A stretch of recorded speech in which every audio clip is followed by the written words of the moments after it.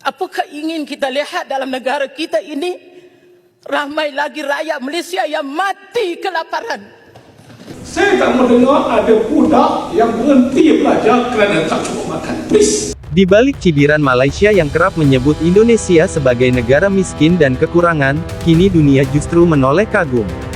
Indonesia bangkit di bawah kepemimpinan Prabowo Subianto, yang sukses meluncurkan program makan gizi gratis bagi anak-anak sekolah. Program ini bukan hanya mengatasi stunting, tapi juga meningkatkan kualitas pendidikan dan kesehatan generasi muda. Hari ini, Bill Gates tiba di Indonesia untuk meninjau langsung keberhasilan program tersebut.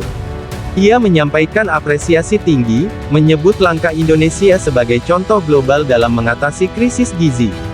Gates mengakui, inisiatif ini menunjukkan komitmen kuat terhadap masa depan. Indonesia pun membungkam hinaan dengan bukti dan prestasi.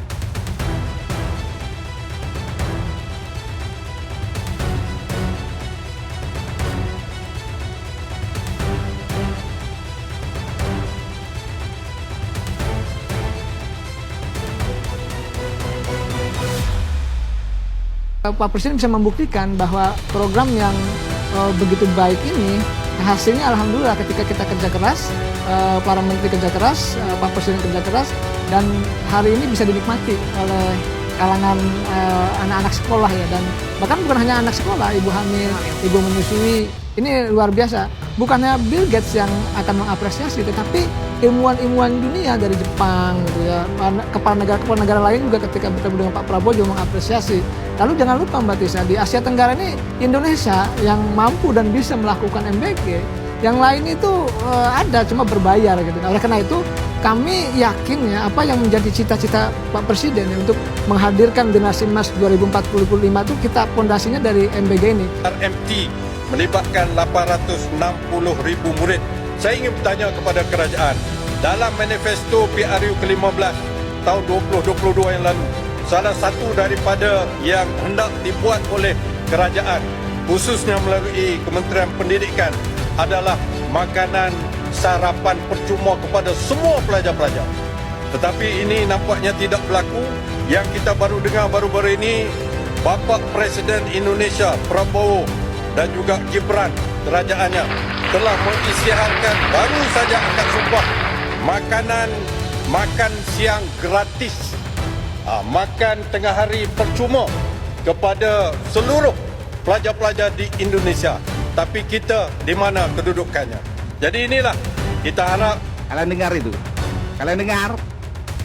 Bangsa asing, negara tetangga mengakui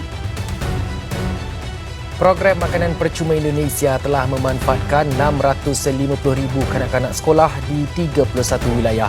Memetik laporan Xinhua, Presiden Prabowo Subianto berkata, program ini menyasarkan 3 juta kanak-kanak dalam tempoh Januari hingga April depan.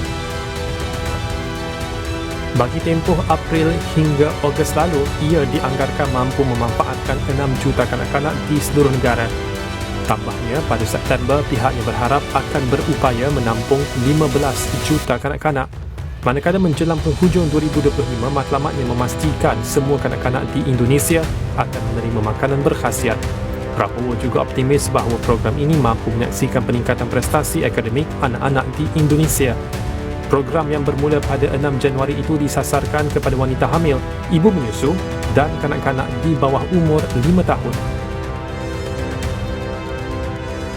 Ia menceritakan bagaimana kisah seorang wanita yang dijumpai tidak bermayang di Taman Indah Sungai Apung, Johor, di mana di sisinya ada jasad ayah dan jasad adik OKU yang sudah meninggal dunia kerana kelaparan. Apakah ingin kita lihat dalam negara kita ini ramai lagi rakyat Malaysia yang mati kelaparan. Ini adalah satu kezaliman kepada rakyat. Jadi saya ingin pandangan yang berhormat tentang isu yang sedang melanda rakyat. Saya tak mendengar ada budak yang berhenti belajar kerana tak cukup makan. Please, itu soalan salah saya dan itu salah. Sebab itu kita buat program ini. Minta maaf saya sebab sendiri. Kita buat program ini sebab saya tak mendengar. Saya tak mendengar ada budak yang berhenti belajar kerana tak cukup makan. Please, itu soalan salah saya. Itu dosa saya kerana saya gagal mohon kepada anak saya. Sebab itu saya minta Robi carilah dalam kerajaan negeri sanggup membantu, insyaAllah.